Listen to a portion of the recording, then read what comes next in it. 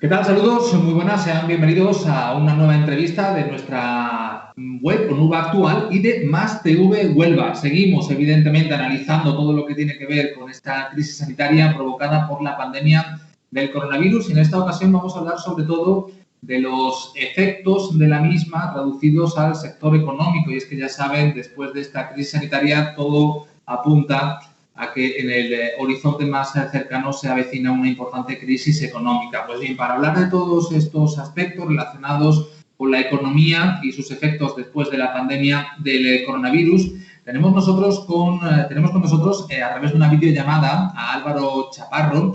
Él es licenciado en Económicas y además es experto en asesoramiento tributario. Álvaro, ¿qué tal? Muy buenas. Buenas tardes. Me alegro de hablar contigo. Y que Muchas gracias por atender nuestra llamada y compartir con nosotros este rato de entrevista en el que, como decimos, pues vamos a analizar esa repercusión económica de la que todo el mundo habla, todo el mundo intuye y queríamos un poco profundizar en este asunto y por eso queríamos contar contigo. Álvaro, una primera pregunta. En términos generales, ¿cómo consideras que va a afectar esta crisis sanitaria a la economía española? Ahora, muy buenas. Bueno, como bien dice, partimos de una crisis sanitaria que nos va a llevar, como es obvio, a una crisis económica, ¿no? En términos económicos, podemos hablar que empezamos con una crisis cuando más de 2 trimestres consecutivos hay bajada económica, ¿no? Que se habla y se dice hay instituciones como el Fondo Monetario Internacional, ¿vale?, que nos indican que se va a provocar un decrecimiento de la economía para este año 2020 de en torno a un 8%, ¿vale?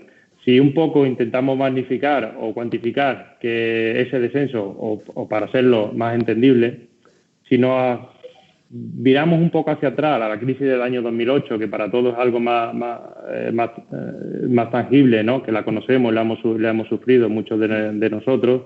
Desde el año 2008 hasta el año 2013, el descenso del PIB se produjo fue de un 7%. Y hablamos que en solo las previsiones para el Fondo Monetario Internacional de ese descenso del PIB para el año 2020 es de un 8%. O sea, y si nos centramos un poco más, lo concentramos casi en un primer semestre o en un primer cuatrimestre.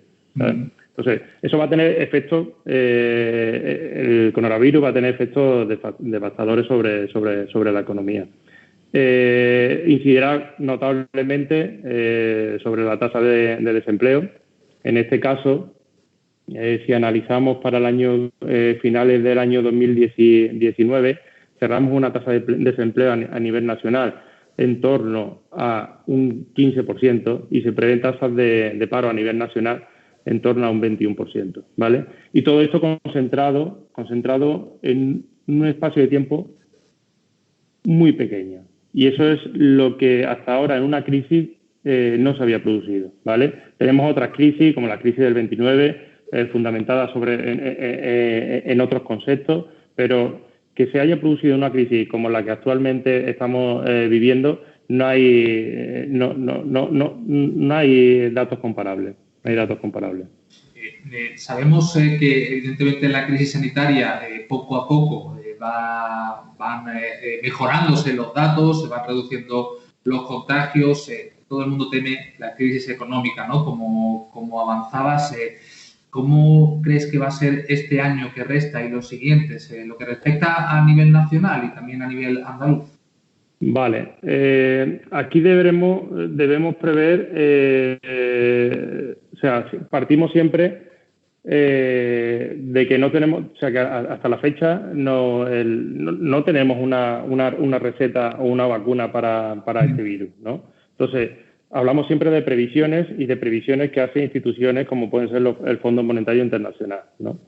Si partimos con las recomendaciones que hasta el momento está haciendo el Estado, en este caso el Gobierno de la Nación, se prevé para el tercer y cuarto trimestre del año pues que la economía empiece a crecer.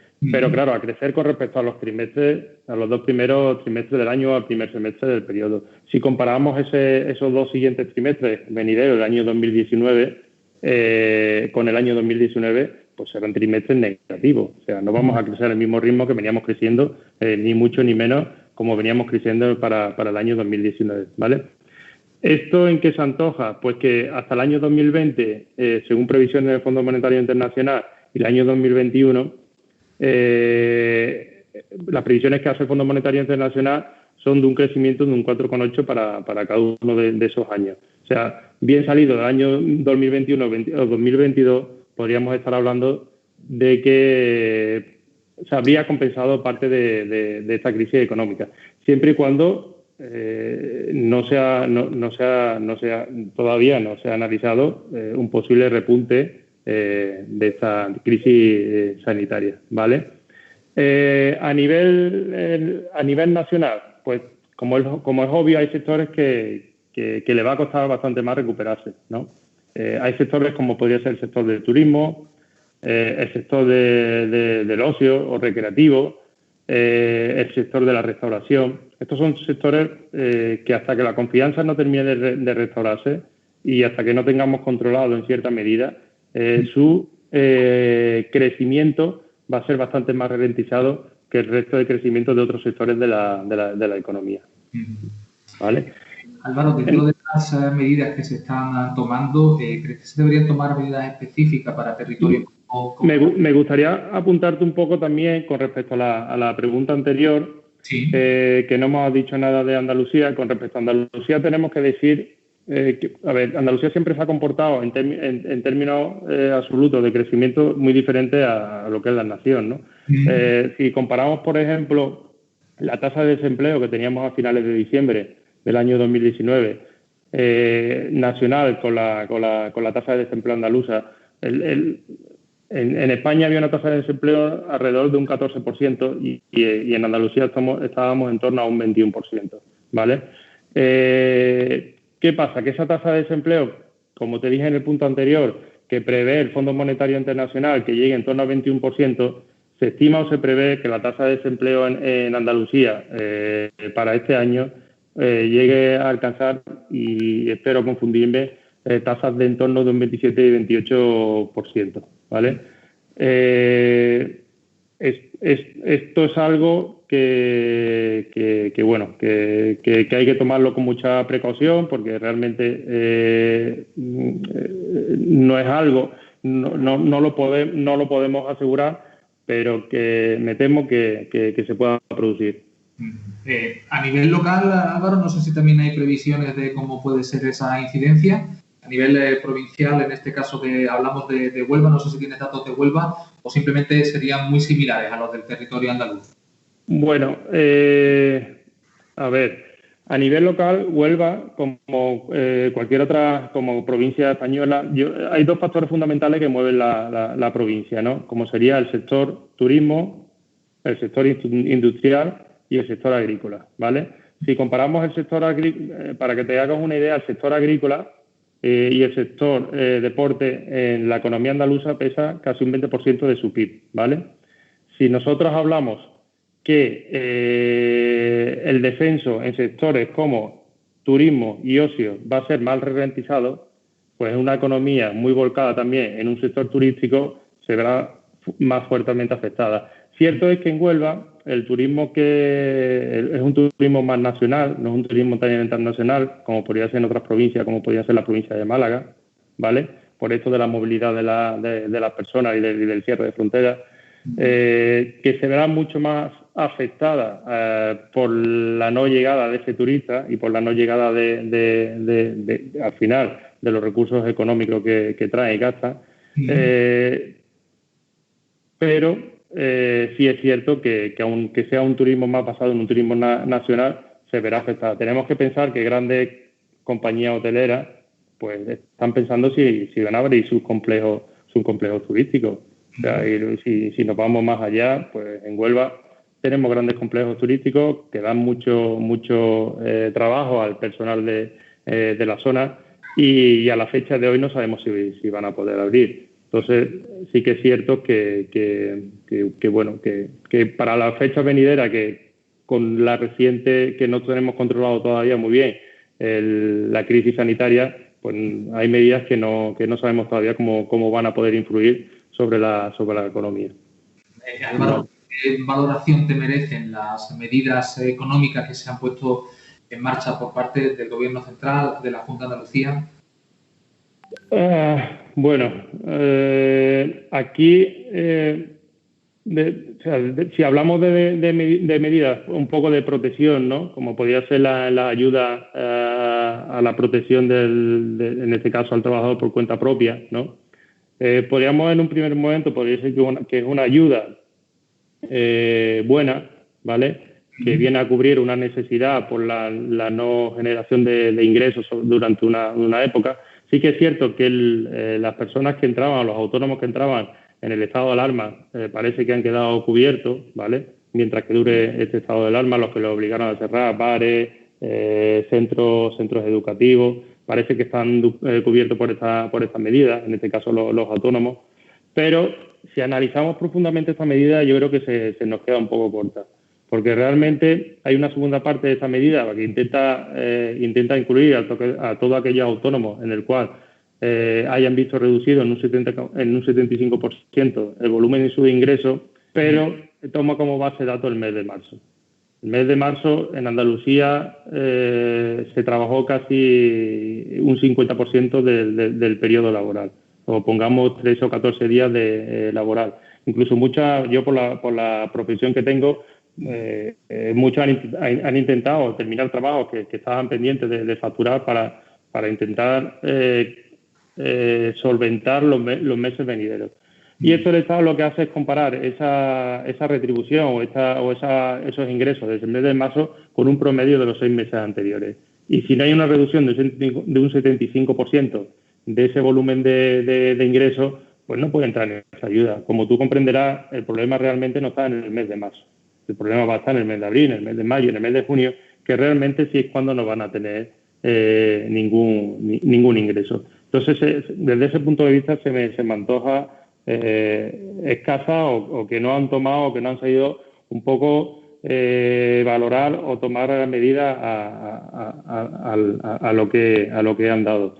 Respecto a otras medidas, yo creo que sí ha estado bien el tema de agilización que han dado a los ERTE, el silencio positivo que dieron para que agilizara el plazo de concesión de los ERTE ha ayudado mucho a poder solventar sobre todo situaciones para que la gente puedan pedir el desempleo. Sí que es verdad que se va a atrasar el pago de esas ayudas o ese desempleo se va a retrasar porque esa avalancha que se han presentado 620.000 ERTE en menos de 15 días es imposible poder ser tramitada en este caso por la Seguridad Social.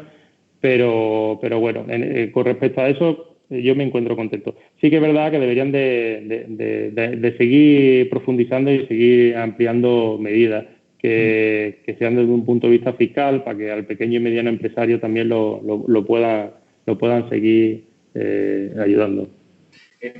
¿Qué mensaje le trasladarías, Álvaro, a ese pequeño y mediano empresario que está sufriendo de forma virulenta esta crisis sanitaria y económica, por consiguiente?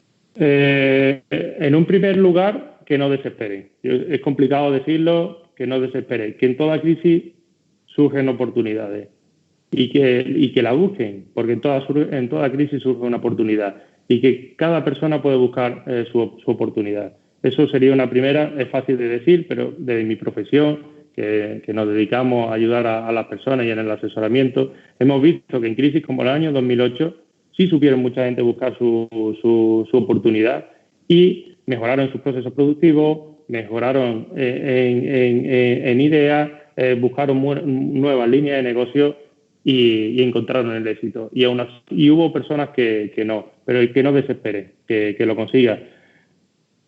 También le diría que la digitalización es algo que deben de terminar de implantarlo. Hoy en día estamos haciendo una entrevista por medios telemáticos. Yo puedo dar servicio a mis clientes porque tengo digitalizado en este caso mi despacho. deben de seguir aumentando la digitalización, porque eso nos va a poder hacer que podamos dar servicios en más sitios allá donde estamos. Sé que hay sectores que es complicado, que es difícil, pero hay muchos sectores que, siguiendo con la digitalización, van a poder seguir dando servicios. Después le diría, en este caso, que se hicieran visibles, que se hagan más visibles. Estamos viendo cómo pequeños comercios están utilizando medios, redes sociales, para intentar acceder a vender sus productos. Que se están haciendo visibles, cosas que no han hecho, como un kiosco o una tienda de alimentación o una frutería, que esperaba que pasáramos por la puerta para comprar o servirnos sus productos o sus servicios. Hoy en día estamos viendo, yo entro en el Facebook, en mi red social, las que pueda utilizar, y me llegan de que la frutería de tal ha puesto una oferta. O sea, es fundamental que nos hagamos visibles. O sea, eso es algo que nos pueden llevar al éxito. Hemos visto que operadores como pueden ser Amazon siguen trabajando con una normalidad que se puede entender dentro de lo que es una crisis sanitaria, que tendrán un descenso de ventas, pero que me apunto a decir que no creo que sea más de un 20 o un 25% de lo que venían suministrando. Y eso es un problema, pero no es un problema el ingresar 0 euros, ¿vale? Sí que es cierto, y después hay otros sectores, como hemos dicho, ¿no?, que están más basados en la confianza, en la restauración, por ejemplo. O sea, la restauración en España, sobre todo en Andalucía, es algo muy, muy importante. Les diría que empiecen a pensar en tomar medidas que generen confianza al consumidor, que el consumidor se quiera parar. Porque sí es cierto que el Estado impondrá una regla de salubridad o desde el punto de vista, pero que piensen cómo pueden hacer todo aquello que puedan hacer para que el consumidor se sienta seguro y que está consumiendo de una manera segura en su establecimiento. Y aquellos que lo consigan hacer, pues posiblemente tengan mayor demanda. O sea, que es algo obvio. Sí me gustaría decirte que se me ha quedado atrás, que dentro no me gustaría olvidarme que no debemos pensar que es una medida que no es una crisis sectorial de un sector en concreto, no es una crisis de un país en concreto, o está localizado. Hablamos, por ejemplo, de la crisis del 29, fundamentalmente fue un estallido de una burbuja producida porque la gente se endeudó y accedió a bienes que no podían acceder. La crisis del año 2008 fue una crisis muy similar, ¿no? También hubo una crisis inmobiliaria muy alta, un endeudamiento muy alto y se produjo un boom. Esta crisis es muy diferente, ¿vale? Y claro, hacer una crisis global, hablamos que Estados Unidos se prevé, hablamos de Estados Unidos, una de las primeras, segunda potencia mundial. Se prevé este año un decrecimiento del PIB de casi un 6%. Hablamos que Alemania, la primera potencia dentro de la Unión Europea, hablamos de un decrecimiento en torno a un 6, un 7%. Claro, esto no es una crisis tal. Entonces, las medidas que se van a tomar son medidas muy diferentes. Van a ser medidas globales, ¿vale? Eso sí me gustaría destacarlo. No van a ser medidas locales, ¿vale? El Banco Central Europeo va a tener aquí una postura muy importante para que nos ayude a salir de esta crisis, ¿vale? La solidaridad va a ser fundamental entre los Estados miembros y entre el resto de países del mundo. Ya se está escuchando que quieren donar a aquellos países que tienen deuda con otros países para que en un momento no le condonen de atender esa deuda y puedan atender a su país. O sea, partimos de que esto va a cambiar un poco las reglas de juego. Aquí el Banco Central Europeo, que es quien maneja la política monetaria en este caso de toda la Unión Europea, no va a parar de establecer medidas, de inyectar liquidez para que los Estados miembros la apliquen y llegue ese dinero a los ciudadanos. Y los ciudadanos podamos con ello invertir, podamos consumir o podamos tener prestaciones. El Fondo Monetario Internacional dice, oye, que las medidas que tenéis que tomar son completamente diferentes a las que veníais tomando. O sea, que ya no hablamos de restricción, de déficit público, de no gasten dinero ustedes. No, está hablando, oye, gasten dinero en sanidad, gasten el dinero que haga falta en sanidad, que esto es una crisis sanitaria y necesitamos que se solucione. Y si se soluciona eso, es el primer eslabón para salir a reflotar la economía. Gasten dinero en acciones sociales, o sea, que el dinero de protección social, eso es fundamental. Y el Estado creo que va a seguir esas recomendaciones y la Unión Europea debe de seguir esas recomendaciones. Ya se habla de los bonos europeos, ¿vale? Que es un bono respaldado por el Banco Central Europeo y es muy importante que todo esto se ponga en marcha. Necesitamos un gran pacto político, ¿vale? Necesitamos que los políticos ahora sí trabajen y dejen un poco de mirar a la galería, trabajen de una manera junta y unida. Ese gran pacto político, porque a nivel autonómico, a nivel andaluz, no vamos a tener recursos ni capacidad suficiente de llegar de hacer acciones, que sí es importante, ¿eh? No digo que no sea importante, pero que las grandes decisiones que puedan hacer que en este caso que la economía española, la economía salga, viene de estamentos superiores, ¿vale? Por eso hablo de un gran pacto como fue el pacto de la Moncloa, aunque durara poco, durara 6 meses. Necesitamos que haya otro gran pacto, un gran pacto político en el cual nos dé confianza y esa confianza nos ayude a salir de esta crisis tanto sanitaria como económica. Desde mi punto de vista, y esta frase se la copio a un profesor mío de economía, que tengo el gusto de hablar de vez en cuando con él sobre estos temas, y él me indica que dentro de la economía hay 3 factores fundamentales, ¿no?, para que la economía funcione. Uno, que es la confianza, que en este momento pues no existe. Otro, que es la movilidad, que es imposible que se produzca. Y otro, el esfuerzo, ¿vale? No nos dejan tener esfuerzo porque no nos faltan el resto de factores. Si esos 3 factores lo volvemos a restablecer, sobre todo, pues la economía saldrá adelante, ¿vale? No me gustaba un poco apuntarte sobre este tema para que quedara claro. Pues Álvaro, vamos llegando al final de la entrevista, pero no me gustaría dejar un tema que tenía especial interés en abordar contigo, porque en fin, sé que también es un tema que dominas. Hablamos de las repercusiones económicas de esta crisis sanitaria y hablamos de un sector, o mejor un deporte, como puede ser, por ejemplo, el mundo del fútbol, que mueve cantidades ingentes de dinero, que está también ahora paralizado. ¿Cómo ves la situación del fútbol con respecto a la situación económica y a todo esto que se está viviendo en torno al mismo?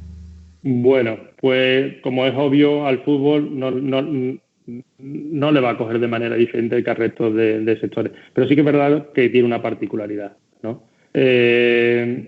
A ver, nos planteamos, ahora mismo el mundo del fútbol se está planteando varios escenarios, ¿no? Un poco, si vemos de dónde partimos, gracias a Dios deberíamos de un poco de decir que gracias a la crisis un poco que hubo en el año 2008, el sector del fútbol está vivo.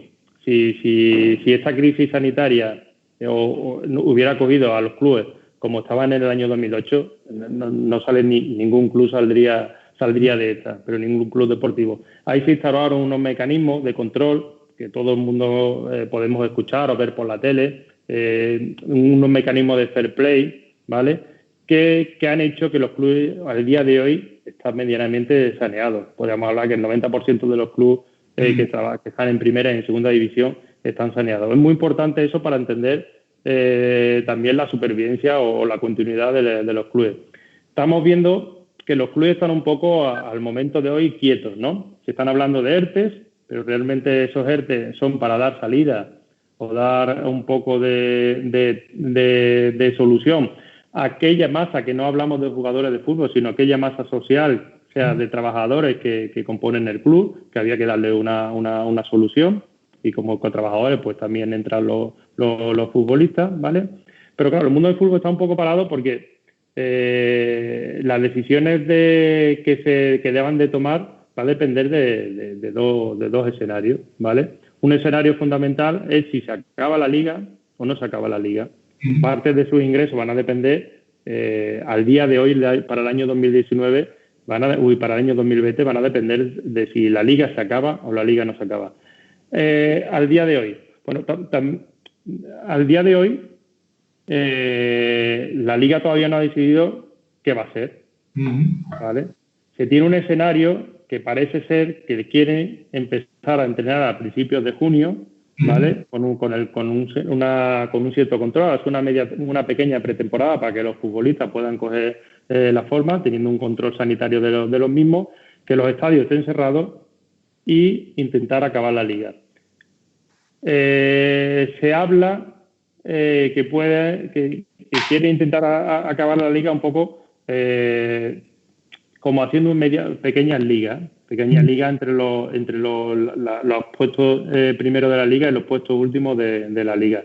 Y en tiempos, pues que en 180, 185 minutos, bueno, pues se decida un poco cómo va a quedar la clasificación, ¿vale? Está claro, tenemos claro que no se van a abrir los estadios, porque eso hoy en día sería algo impensable, aunque alguien pensara que los estadios no van a ser, pero sí es importante, porque realmente casi todos los clubes tienen anticipado patrocinios y medios audiovisuales, televisivos, por derecho, están anticipados, y los contratos, pues desgraciadamente, si no se cumplen, tienen repercusiones, ¿vale? ¿Qué va a pasar de aquí al futuro? Pues que esto va a cambiar y muchísimo. Si todos pensábamos que este año el Madrid se iba a gastar 250 millones de euros en el fichaje de Mbappé, pues eso no se va a producir. Eso es algo que ya es impensable. O sea, pero ni ahora ni creo que en los años venideros. O sea, no vamos a ver esos grandes desembolsos económicos. Los clubes tienen un gran problema. Hablamos de plantillas como Club del Madrid, que no solo son las plantillas que tienen, sino los jugadores que tienen cedido en otros clubes con salarios muy altos. Pues habrá una renegociación de todos los contratos salariales de las plantillas de los clubes, porque no se va a poder mantener esta situación. Y realmente, bueno, pues ahí es donde va a estar enfocado principalmente. La principal repercusión que tendrá es eso, que no veremos grandes desembolsos económicos, habrá reestructuraciones salariales de los equipos y bueno, ahí es donde principalmente se moverá.